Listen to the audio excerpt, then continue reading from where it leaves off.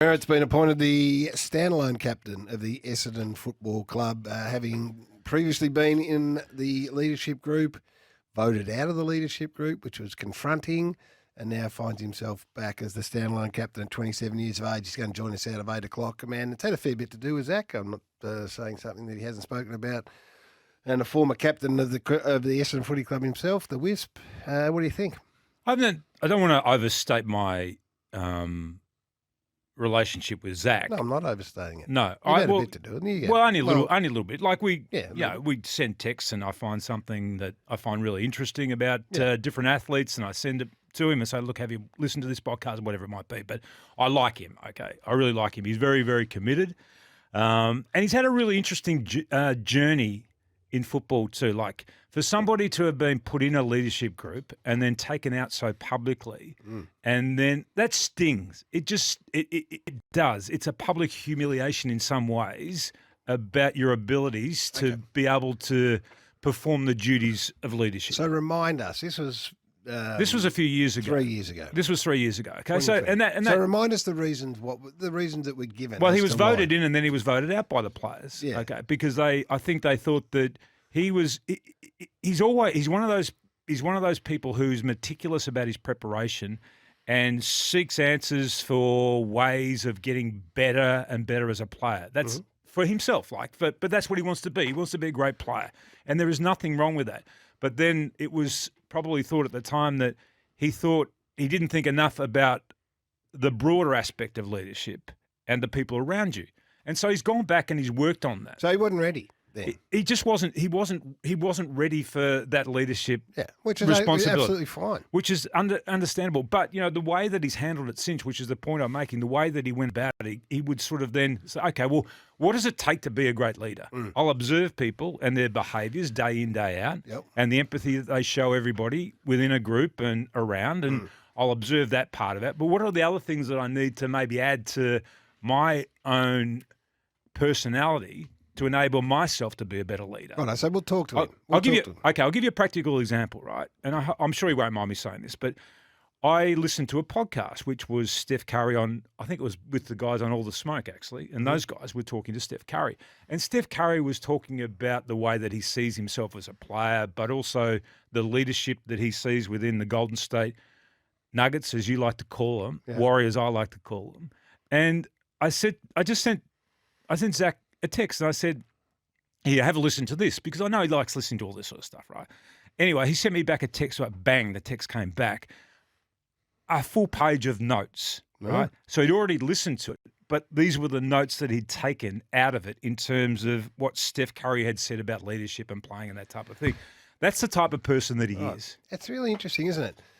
So there's instinctive, what I'm getting out of this, and you can correct me if I'm wrong, there's natural leaders, right? Where it just falls upon them, and Joel Selwood, they say, walked into the Geelong Footy Club first year out of the under-18s, and everyone just went, wow. Yeah. This bloke. And I'm not peeing your pocket, but you are a natural type leader type person, right? That's in your personality. That's in your makeup, right? So then, and that's okay, and that doesn't also guarantee that you're going to be a leader. Like, you might just go through your career, you'll be in a leadership group, you mightn't be the out-and-out standout captain because at the time there might be better leaders. But when you're Joel Selwood, it just comes to the top straight away. And then there are those that have to learn and educate, and this is where we are. So Zach gets put into a leadership group at 24 at a time when he's not ready. Zach, by his own admissions and what I'm hearing from you, is not a natural leader. So all of a sudden, he finds himself in a position as a leader at an AFL footy club, which is it's a big, highly visible position. Sits himself in that group, and it occurs to him over time, I'm not a natural leader. I've got to learn to lead. Yep. I've got to educate myself in this area, and so the best thing for him at the time would have been to go out. He wouldn't have been thinking it, because he's thinking, hang on a minute. But with time and maturity and wisdom, you look back and you reflect and go, I wasn't ready. And personal growth. Yeah. So he's had 3 years to go, I'm not natural, but I can get there if I learn and educate and make changes and become this and that, and that's more a very of this good way and of less putting of that. Very, very good way of putting it. And there is nothing wrong with saying that, the person I was at 22 compared to the person I am at, say, 28. They're very different people. Yeah. I've had different life experiences during that period of time. Yeah. I've made different observations around me. Yeah. At 22, I was thinking, I've got to do all these things to be the best player I possibly can. At 28, there's 6 years have passed. We haven't had success as a team.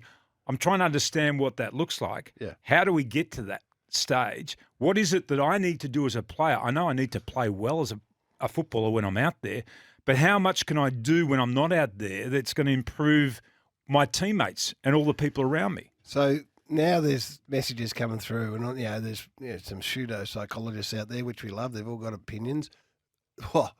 Leaders are born, not made, right? There are leaders, but leaders can develop and become great leaders as we just talked about. And we know the really good example, I think, excuse me, in recent times, which flies in the face of this and puts that comment way back, is Trent Cotchin. 100%. So that is an excellent example of somebody. And I would have said the same thing about him when he was playing.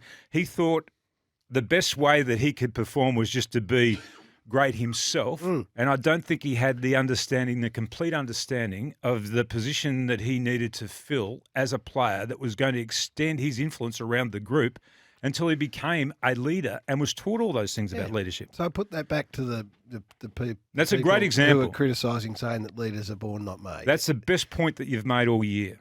Well, I've only been on for 6 shows. That's right. We're hoping there's going to be other points that you make throughout the course of the year, but that's the best point you've made so far this year. Yeah. So there we go. So we'll watch. And to that person, how good did he become as a leader? Trent Cotchin, he became the standard. He became one of the great leaders. A 3-time premiership of leader. modern day football because of. I bet he went back and did exactly what Zach Merrett has done too, and just studied leadership and really got to a point where he understood. Okay, no, that's what it's about. That's what I'm supposed to be doing. And also Joel Selwood, and this is why he is probably the best leader of modern times. And if you're writing a story about leadership in Australian rules context, you go to Joel Selwood or to Michael Voss. I'm not sure Virat Kohli or Kobe Bryant is relevant, but he would have come on board as a natural leader. But don't for one second think that he didn't work at it. Don't for a second think that he would have gone, I'm a natural leader. Therefore, I'm just going to lead. And, he would have gone and he was born a leader and then would have gone and worked on it. And, I've got to... Because I remember back, I'm not anywhere near in the same hemisphere as him, but I thought I could lead.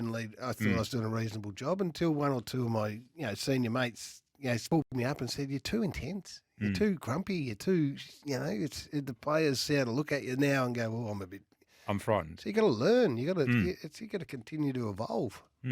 Exactly, and. Like the example I said before about Steph Curry is that, like, Steph Curry's a great player. Like, he's a great, great player. And he's right into how he can improve himself as a player. But he also has great empathy for all the people around him, which makes him a great leader too within the Golden State Warriors. So we'll talk to Zach when he comes in, because one of the things he did say when he was announced, he said my attitude and mindset from day one was very much around being the best defensive player at the club. This is for this pre-season. I want to dig deep on that. Because I know that the defensive aspects of Essendon have been a big issue over 3 or 4 years, and it's been a big focus of Brad Scott's. And at what price do you sacrifice other elements of your game to be the leader of the area in your team that's most efficient? So, okay. It's a fine balancing act. So he can then go, obviously this is a focus. Obviously we've got to get better at it. I'm the captain, therefore I'll lead the way in that. Yeah. And then all the good parts. Yes. At what price? Is he's going to have to find that balance. Yeah. He's going to have to find that balance. He's going to join us out of 8 o'clock, which will be absolutely sensational. Tell me about Jake Stringer. So he's injured. I don't know. I don't know. I'm not close to it, so I just read and watch, and he's in a constant battle with himself, Jake, over his ability to get on the track and have consistency of training because of injuries. Now, how much of it is preparation based? I don't know. No, I don't know. I don't know exactly how much it is, but he's on that cycle now of last year. He had a groin injury that they managed. So he was never able to complete all the full training. So he's on a modified program all the time, right? And then he goes into a pre-season. Obviously, he hasn't still recovered fully from his groin, and then the cycle starts again. He comes back and he's not in the greatest of shape. Like he's not a natural athlete. Like there are some people out there who play this game and they are natural athletes. They don't put on weight. There's a lot of things that they just naturally do, which I don't think comes necessarily easily for him or is second nature to him. So as somebody playing AFL football. So having had experience of that over time, has he made the appropriate changes? He may not have made the appropriate changes. I don't know. I can't answer that question truthfully. But now he's in that cycle of trying to catch up all the time. You know, the guy that doesn't complete the full pre-season and is always on a modified program. They say, okay, we can get you to the next week. You can't do all the full training. You're taking up the track. And then slowly but surely they find themselves in this downward spiral where they just play catch up all the time. But it's a pretty familiar theme that we're seeing. And sometimes, I don't know the answer. I know Kane is just vehement because his mindset, everything is fixed by work rate and training. And it worked for him. There's a lot to be said for that. But to be able to do that, it's chicken and egg sometimes. Your body's got to be able to stand up to the rigours of not everyone can run a marathon. No. And well, he's a fast twitch fibre type athlete, Jake Stringer. He's a power athlete. Yeah. And again, completely different to an endurance athlete and an endurance body physique. It is incumbent upon him to be doing everything possible, to be doing every single thing possible. And then if his body lets him down, then that's life. It happens. That's right. That's right. And that's controlling what you put into your system. Yeah. And you can look at players and some people find that easy and a lot of people find that difficult. It's doable though. Like we've seen it so over time, seen players change body shape. So without knowing anything, you can look at him and go, oh, he's made some changes. Now, I don't know if it's going to work for him, but he's made some changes. And I know whether I've looked at Jake, again, knowing nothing, I don't know whether that penny or that bell's dinged. Well, the easiest thing is to look at him on the track and you'd say, okay, well, he's not the svelte athlete that other guys are. And neither was Luke Hodge. No, that's a body type. No, but that's I would say that he's a different body type than Luke Hodge as well. I don't know about that. Luke, he was a solid. Well, Jordan Lewis actually was another example of that. That then became sort of a super knowing that that's the only way I'm going to have a prolonged AFL career. Zach, you're talking about is the newly appointed captain of the Essendon Footy Club. From an individual playing point of view, 184 games, 3 Crichton medals, 2-time All-Australian, so he's getting the job done there. And now he's at the helm of a club who's trying to re-establish itself as one of the power teams of the competition, and he's been good enough to join us this morning. Zachy, congratulations. Yeah, morning, guys. Thanks for having me on. The whole process and the journey to getting here has been an interesting one, and Tim and I have discussed this morning, but now that we've got you, we can bounce these off you. Do you think, or how better placed are you to take on this responsibility than perhaps you were 3 or 4 years ago when you were initially in that leadership group? I think everyone's journey is unique and got their own unique spins on things, but yeah, for me, I've had it. It's been very unique. I think to captain a few games when I was only 20, when those guys were out with the year off, was an amazing experience and exposure to leadership in a small sample size. But in those last 6 or 7 years, being in and out of leadership groups obviously provided some different experiences and different chances to grow and learn. So at the time you think you're ready every time, but I think looking back now, I definitely have a lot of things I've improved in those last 3 years. Hey, Zach, congratulations. What do you think makes a great leader? Yeah, I think I always probably searched and was curious to learn what that is. I think I've sort of come to the conclusion now that everyone's belief is shaped off their experiences growing up, what they think is a good leader. And I'm certainly not here to try and be everyone's perfect leader. I know that people are going to enjoy different things about me, but also enjoy aspects of different guys' leadership models or their values. So, for me, I'm not trying to be perfect. Definitely aren't. But I think with the group we have and the emerging guys, I think we cover off on most guys across the group. I told a story about you earlier this morning, Zach. I hope you didn't mind. I said the time that I just sent you that text message about Steph Curry, the podcast, and you sent back a message and a full page of notes that you'd already taken, having listened to it. And I was just making the point about how meticulous you are in terms of the way that you plan, the way that you prepare yourself, but the way that you want to improve, and you've got this great curiosity about what makes people great in terms of the way they play or the way they lead. Is that something that you've always had inside of you since the day you started playing the game?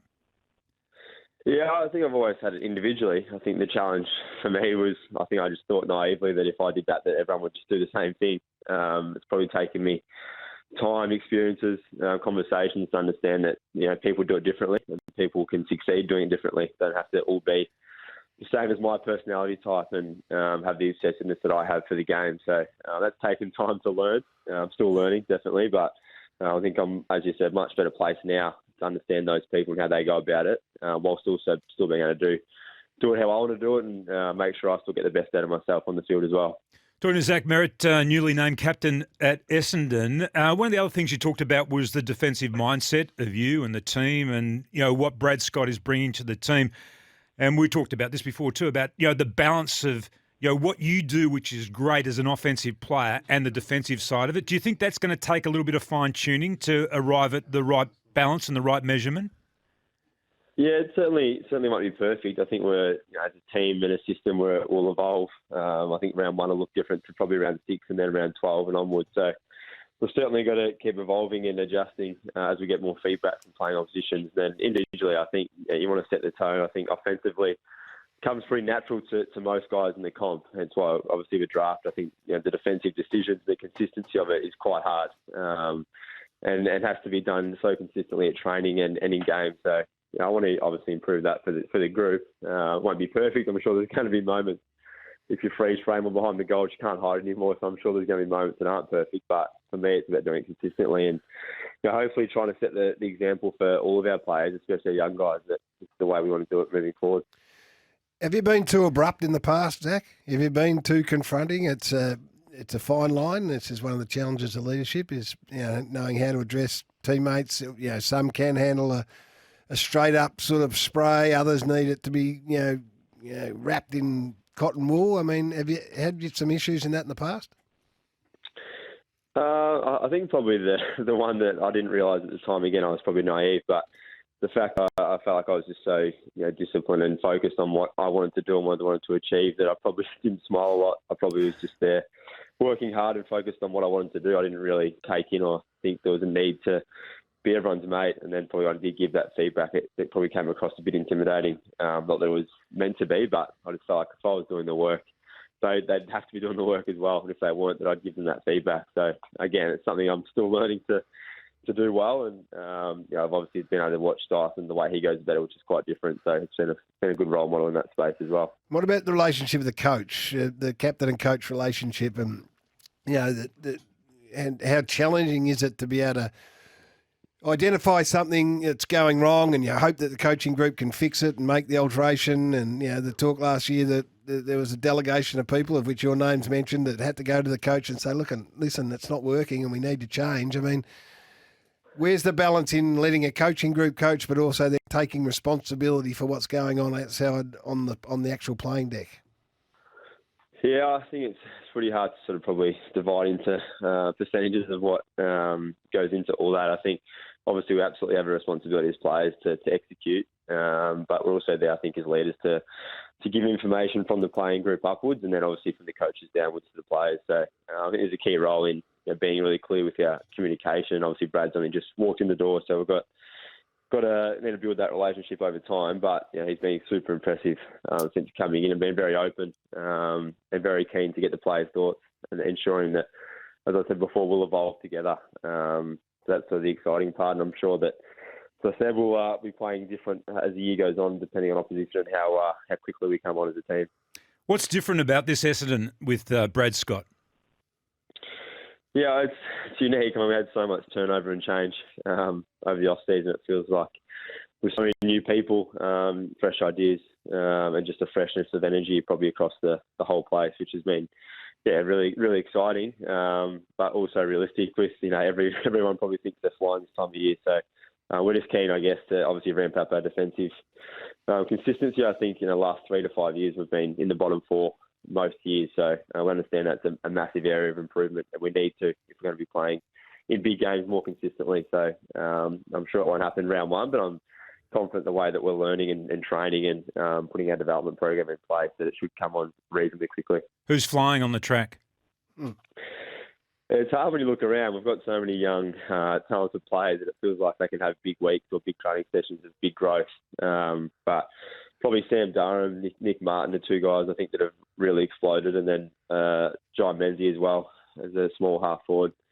Mid-season last year has come up as a real surprise packet. So they're three that are, I think, jumped ahead of the pack a little bit. Can you see Sam Wiedemann and Peter Wright playing alongside each other in the same forward line? Yeah, I hope so. I think I think you look at the best teams at the moment, you sort of need two, if not two and a half of those big guys. That obviously probably the hardest role in footy at the moment is as the key forward, with teams' ability to get numbers behind the ball. So ideally we'd love to have both of them up fit and firing. And I think they're both, although big guys, I think they play in a very different way. Sam's a great lead-up player, and Pete's probably a better one-on-one mark. So they had a different dynamic, which would be great for us going inside 50. Jake Stringer's got some frustrations again. What's your take on Jake? There's a lot of outside opinion and discussion and debate. Does he work hard? Is he fitting? All those different things which tend to happen if you keep sort of coming up a bit short, and injuries and those sorts of things. What's your response and what's your message for the footy public in regards to Jake? Yeah, I mean, I think every body type, every personality is clearly so different. And Jake's, again, he's different to everyone else. So for us, we just want him to be a super powerful player. I think he's probably trying to be a bit fitter and a bit more aerobic last year. I think this year he'll get back to being that explosive player. I think there's only probably him, DeGoey, Petrarca, only probably a few more that are that explosive, powerful players that have massive influences on games. So for us, he hopefully can get back to that type of player out of the goal square and have big influences for the centre, which is such a damaging option for us. And hopefully gives headaches to oppositions when he's sitting and going. Talking to Zach Merrett, new skipper at Essendon. We talked about that podcast that you listened to with Steph Curry. Was there one thing that just stood out in your mind in that interview that you took away that Steph Curry had to say about his preparation?